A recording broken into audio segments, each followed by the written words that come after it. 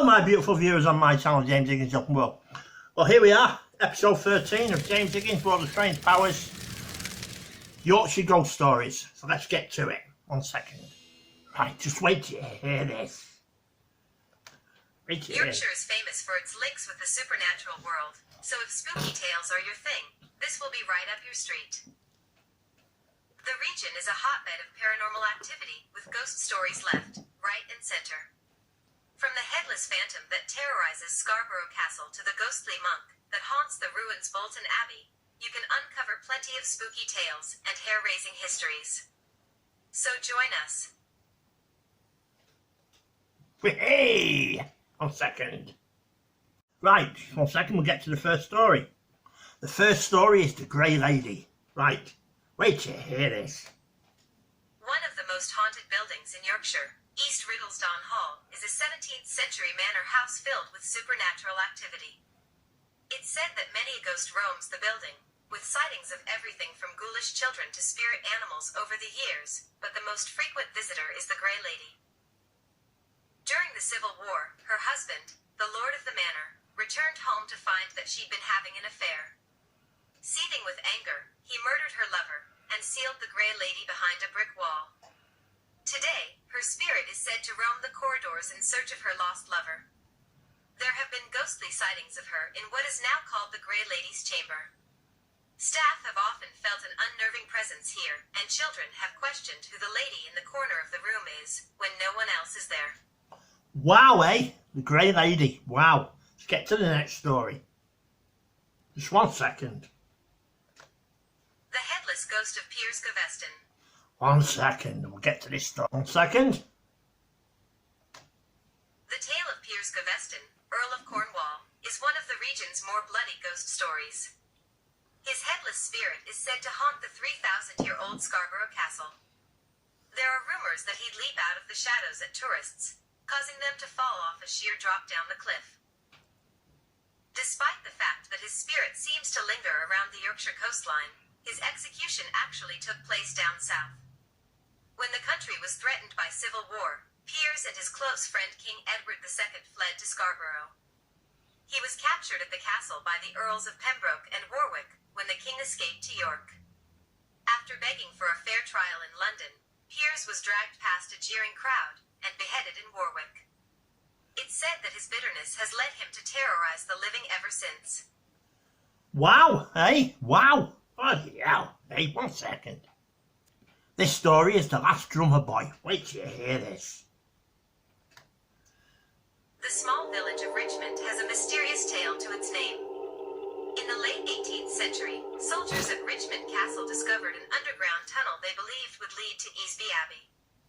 They could only go so far down the narrow, rubble-filled passageway, so they hatched a plan. A small drummer boy would continue through the tunnel while banging his drum, so the soldiers could follow the route from above. At first, the plan seemed to work. They got all the way to Easby Woods, just half a mile away from the abbey, before the drumming stopped. The sudden silence unsettled the soldiers so much that they abandoned the task, and decided to never explore the tunnel again. Some believe the roof collapsed on the boy and broke his neck, while others suspected a beast devoured him.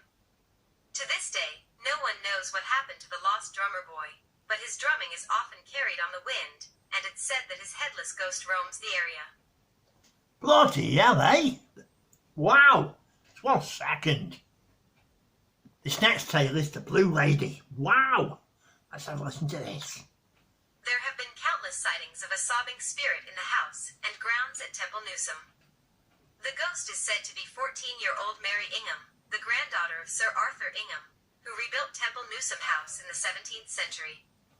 Also known as the Blue Lady, her most prized possession was a gifted string of pearls.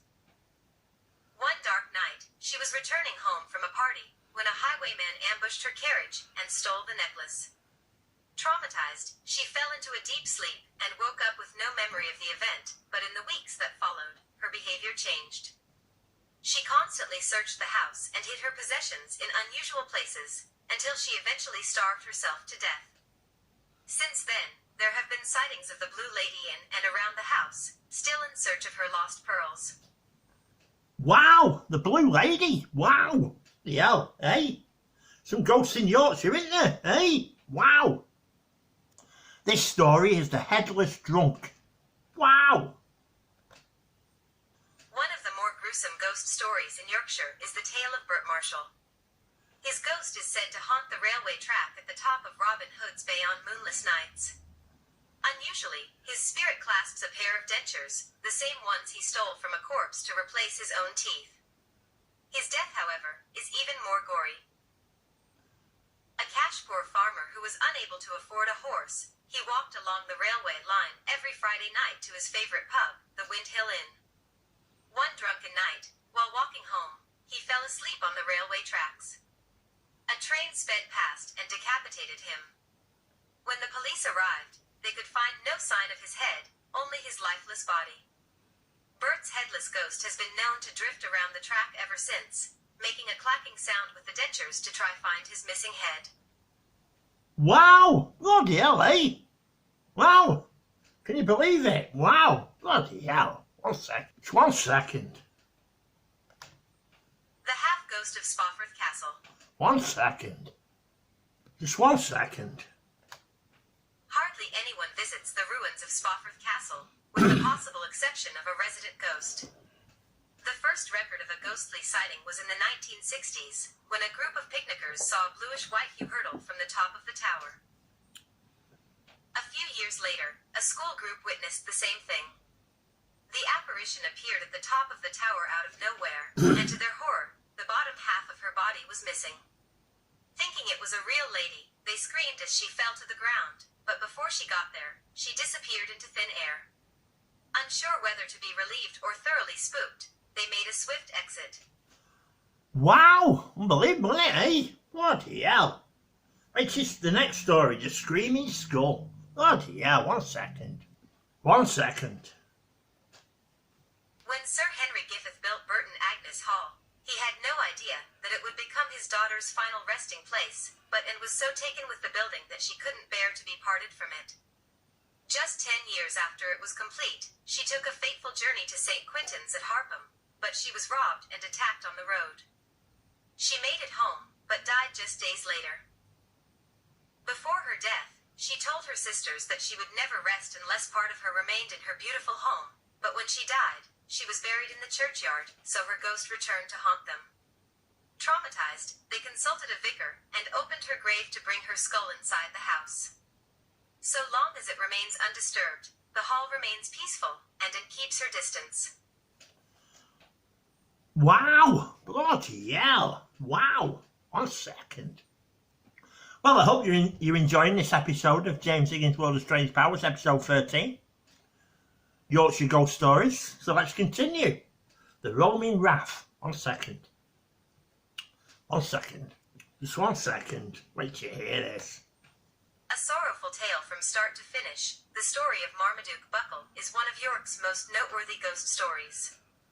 He was physically handicapped, but because he was living in the unforgiving 17th century, this meant that he was accused of witchcraft. As a result, he spent most of his life hidden away in his house on Goodramgate in central York. Eventually, he decided he couldn't take it anymore. After carving his initials, birth date, and the date into a wooden beam, he ended his life by hanging himself at just 18 years old. It's said that his ghost still haunts the building, and you can find him to this day, slamming doors and flicking light switches. There are even rumors that he tried to push someone down the stairs in the pub next door.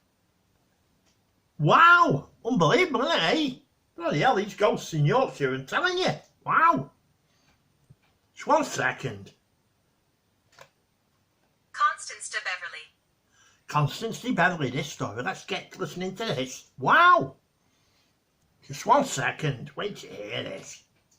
The imposing ruins of Whitby Abbey have stirred up ghostly rumors since Anglo-Saxon times, long before Bram Stoker's Dracula.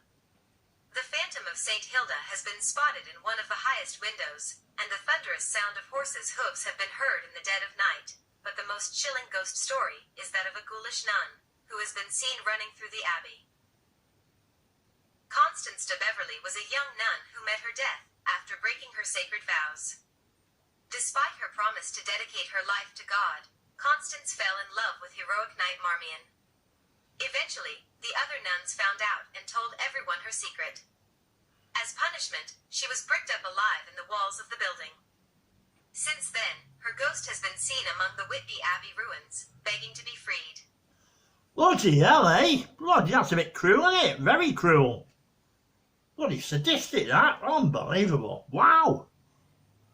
The next story is The Ghostly Monk. Oh, bloody hell. Keep watching James Higgins' World of Strange Powers, episode 13. Yorkshire Ghost Stories. Get in there. 1 second. And this is the last story on this episode of James Higgins' World of Strange Powers, episode 13. 2 to go. And that's it for 6 months, so let's hear it. The 12th century Augustinian monastery ruins of Burton Abbey are said to be home to a roaming monk. Witnessed by the Marquis of Harrington in 1912, there have been rumors of him lurking around the area ever since. Known as the Black Canon, he's been seen by many a visitor over the years. The monk was said to have died shortly after the dissolution of the monasteries by Henry VIII, and his spirit has continued to linger. Robed in a black cloak and a flat brick hat, he's been described as an older man in his late 60s with a heavily wrinkled face. Over the years, a surprising number of people have reported the sound of his sandals moving around the area, and they've even noted the smell of his incense in the summer. Well, that's it. That's this episode of James Higgins' World of Strange Powers, episode 13. Yorkshire Ghost Stories comes to an end. So, check next week's episode, episode 14. Wow, keep watching. 2 more left. 14, 15, and that's it for 6 months. And then the new series starts. So, get in there.